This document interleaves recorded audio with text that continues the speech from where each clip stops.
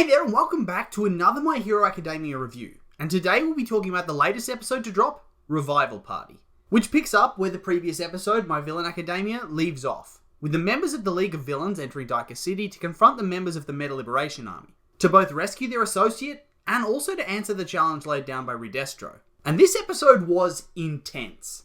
Like very intense.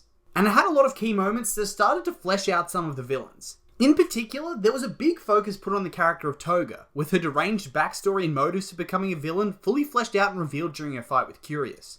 And on top of this, we also get to see that the training the League's been doing fighting Gigantomachias paid off immensely, with each of them able to hold their own against numerous different opponents, and some even upgrading their own abilities immensely. And on top of that, we have even more hope for more villain development in the coming episodes, specifically focusing on Shigaraki, and as it seems with the final scene of this episode, twice. That being said though, I would just like to say I have read the manga and I'm aware of any relevant future plot points and details. But for the purpose of these reviews, I really only like to talk about what the anime has presented up to now, and not go back and forth between the manga and the anime. It just helps keep everything streamlined and allows anime-only fans to watch along and join in too. And now, let's jump into the episode. We start off the episode with some brief Midoriya narration to remind viewers that he's the main protagonist, where he recaps the character Destro, Redestro's ancestor, and how he formed the Metahuman Liberation Army to fight against oppression back when having quirks was the minority. Eventually being imprisoned, writing a manifesto, and then killing himself, unknowingly leaving behind a child. And this of course is the family line that would eventually birth Redestro, the current leader of the MLA, who we see order his subordinates to capture Jiren, an associate of the League of Villains, in order to declare war on the League and eventually destroy them.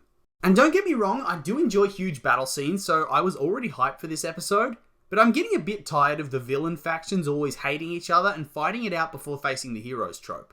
They essentially have the same objective, and yet they go straight to fighting.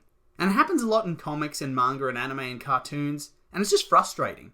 I would have been fine if they joined forces and then one of the factions betrayed the other, but why would Redestro just straight up try to kill them? Surely access to Nomu would be a worthy objective first up.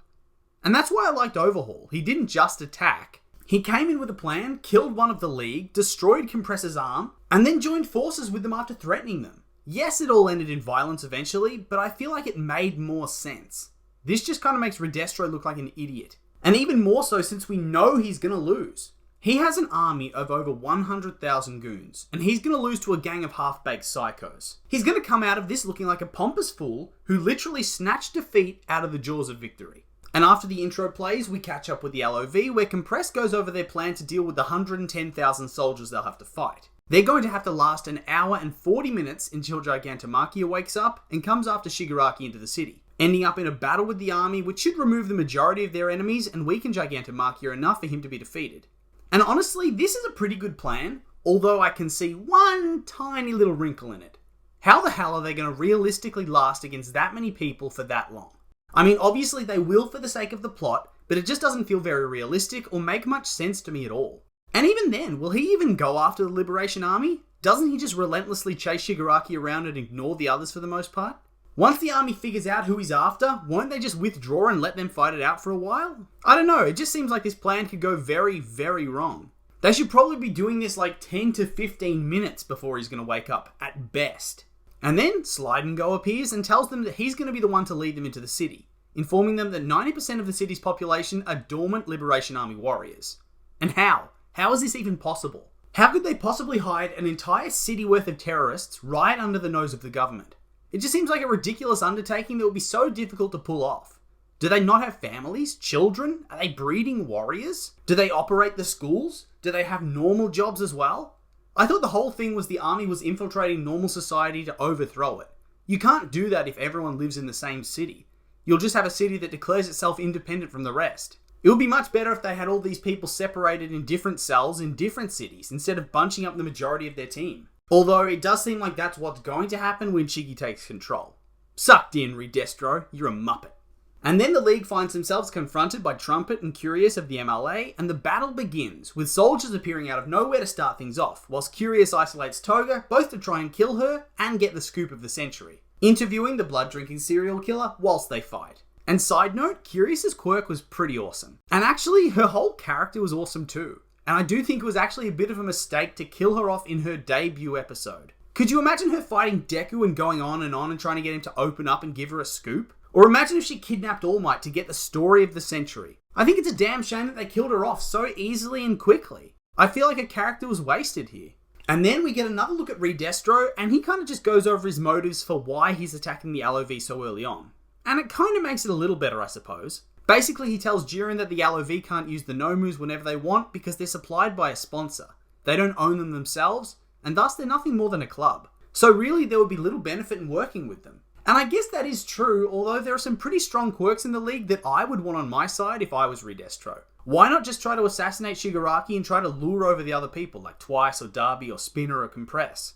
They all have pretty good quirks and be pretty reliable allies. Although, on the other hand, Toga is nuts and you definitely would not want her. Too unpredictable, I'd suspect. And speaking of Toga, this is where we cut back to her versus Curious, where Curious spends most of the time smacking around Toga with her landmine quirk, whilst also slowly unraveling what makes her tick. Being very excited at her willingness to kill without hesitation, as well as the fact that she seemingly snapped at some point in her past, straying away from the obedient girl she was known as, and devolving into a deranged serial killer. And honestly, at this point it's the battle of the two crazy members of each team, so I can actually see why they did kill off Curious now. She's also pretty insane considering how she behaves, and it would be a bit much to have them both on the same side. They'd cancel each other out too much. In her hysteria, Curious keeps asking her why she does what she does, why she threw away her normal life, and when did she go insane? To be met with Toga's creepy face, asking her what a normal life is, whilst covered in blood. And instead of running away into the hills screaming for mercy, Curious gets excited and compares her to a doll. Ugh, these people are creeps. And then Toga's face goes full Cheshire Cat as she tells Curious that she loves her for what the MLA is doing, and that she will live a normal life. Yikes. We all know what happens to people she loves, so I guess this was the first hint that Curious was not long for the world. And God, Toga's face was just creepy as here. Nightmare fuel. And then we get some long-awaited Toga backstory. And this was grim. Basically, she was a perfectly normal girl on the surface for many years after she brought her parents a dead bird all excited and was rightfully scolded.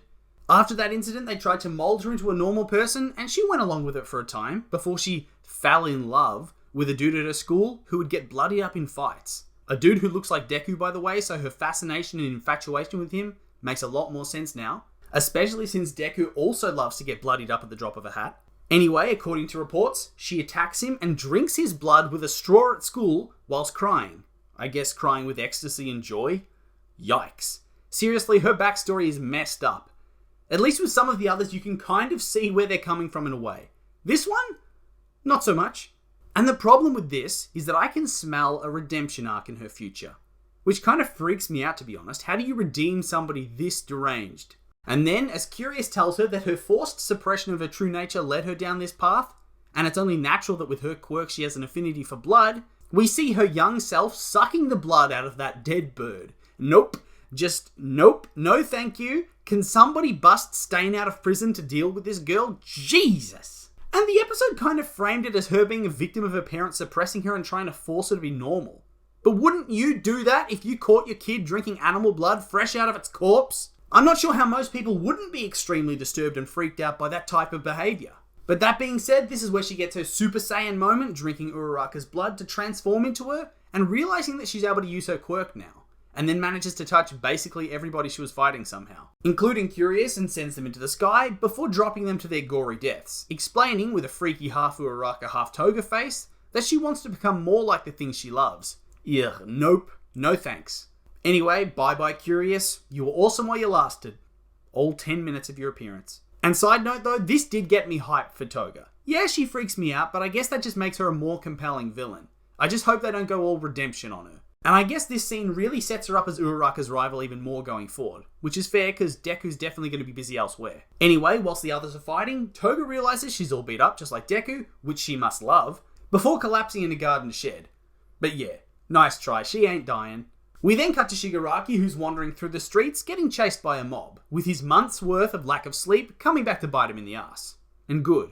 It wouldn't make sense if he was just fine and not affected by his struggles. It makes it feel a little bit more realistic. And through this sleepiness, we unlock a little bit more of his past, with a young Shigaraki finding a photo of his grandma and father back when she was an active hero and before she gave him up. Before he sees the vision of the girl telling him she's rooting for him. And I'm guessing that's his sister. I wonder which set of hands are hers.